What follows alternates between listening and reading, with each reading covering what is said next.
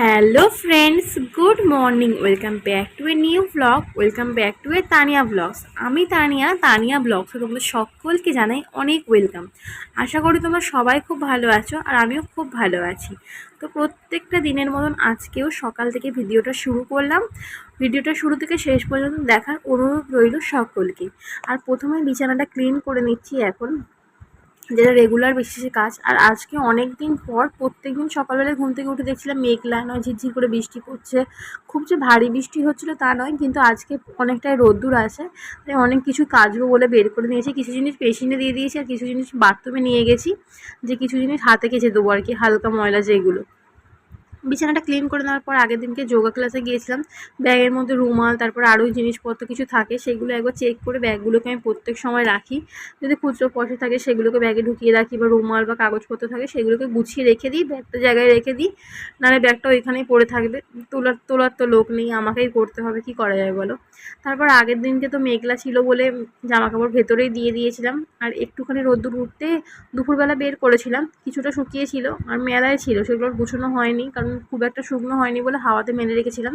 আর সেইগুলোকে এখন পুরো ক্লিন করে নেবো। মানে ক্লিন করে নেবো বলতে একদম গুছিয়ে ঘরটাকে ক্লিন করে রাখবো, কারণ একবার যদি নিচে চলে যাই আমার আস্তে আস্তে মোটামুটি 12:30 1টা বাজে ওপরে আসতে আসতে। তখন এসে আবার আজকের জামা কাপড়গুলো গোছাবো না আগের দিনের জামা কাপড়গুলো গোছাবো, এবার একসঙ্গে অনেকগুলো জামা কাপড় হয়ে গেলে তখন আর গোছাতে ভালো লাগে না। সেই কারণেই মানে সকালবেলা জামা কাপড়গুলো সকালবেলায় গুছিয়ে নিয়ে তারপরে স্নান টান করবো আর কি, তার আগেই ওগুলো গুছিয়ে নিচ্ছি।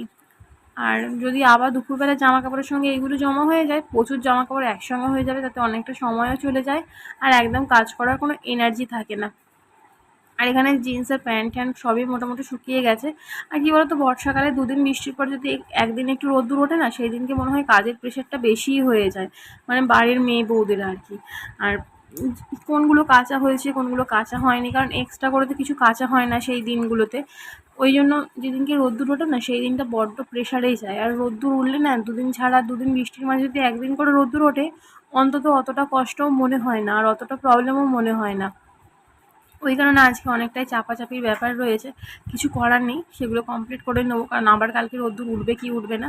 আর ওইগুলো গুছিয়ে নেওয়ার পর এখন এগুলো আমি একটু ডাস্টিং করে নিচ্ছি। যেগুলো রেগুলার করি সেগুলোর প্রত্যেকদিন তোমাদেরকে ভিডিও করে দেখানো সম্ভব হয় না। আর এই ঘড়িটার না ব্যাটারিটা একটুখানি খোলার চেষ্টা করছিলাম, ঘড়িটা বন্ধ হয়ে রয়েছে, ওই বন্ধ ঘড়ি দেখতে নেই বলে ঘড়িটাকে উল্টো দিকে করে রেখে দিয়েছি।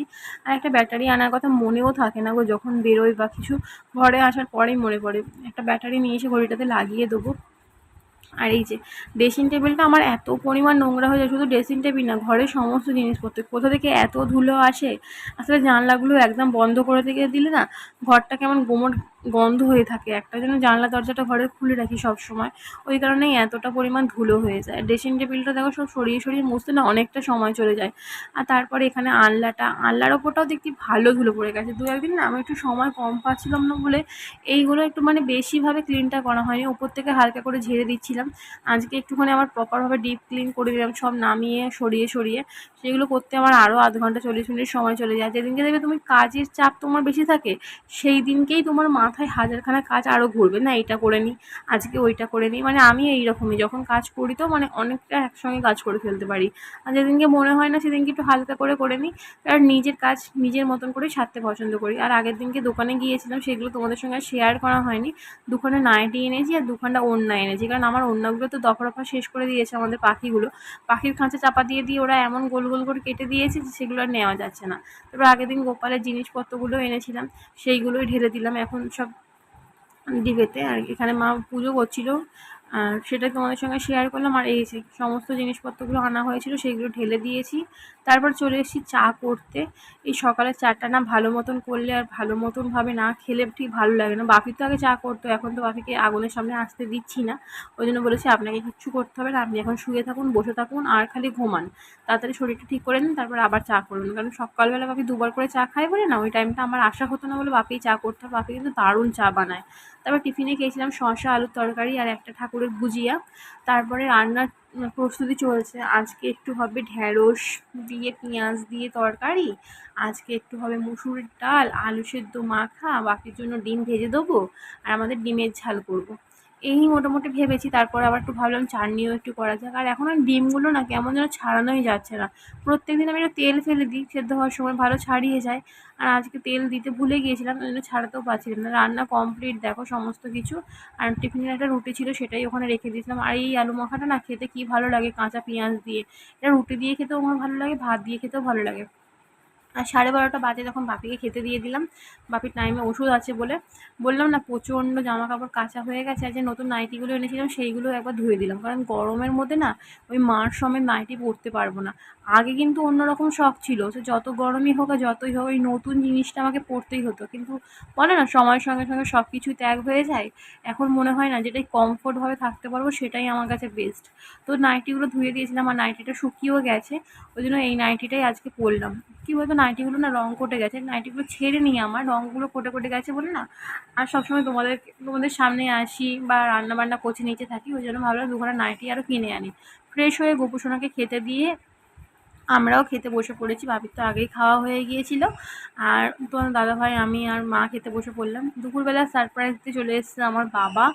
বাবা মানে বাপিকে দেখতেই এসেছে। আর তারপরে বাবাকে একটু গ্লুকন-ডি করে দিয়ে গল্প করার পর, আর দেখো বাবা কত কিছু এনেছে। হরলিক্স এনেছে, তারপরে গিয়ে তোমার ঝুড়ি ভাজার প্যাকেট এনেছে, ফল এনেছে, গাছের লেবু এনেছে, মানে এইগুলো আমাদের গাছের কাঁঠাল সেগুলো এনেছে। আর এই মিষ্টিটা আমি খুব খেতে ভালোবাসি বলে এই মিষ্টিটাও আমার জন্য এনেছে। আর এই মিষ্টিটা সত্যি কথা দেখে আমার মনটা এত খুশি হয়ে গেল যে তোমার কাছের মানুষ ছাড়া তোমার পছন্দর কিন্তু কেউই কদর করবে না সেইভাবে। এটা তোমার কিন্তু বোঝা উচিত। বাবা মা কিন্তু বাবা মাই হয়ে যায়, সেই জায়গাটা কিন্তু কেউ পূরণ করতে পারে না। আর সেই সময় বাবা কিছু খেতে চাইছিল না, আর বাইরের কিছু খায়ও না বাবা, ওই কারণে একটু লুচি আর আলু ভেজে দিলাম। আর রাত্রেবেলার ডিনারটা আমিও সেরে আজকের ভিডিওটা এখানেই শেষ করলাম। ভিডিওটা যদি ভালো লাগে ভিডিওটা ছেড়ে যাওয়ার আগে চ্যানেলটা সাবস্ক্রাইব করে দিও। টাটা।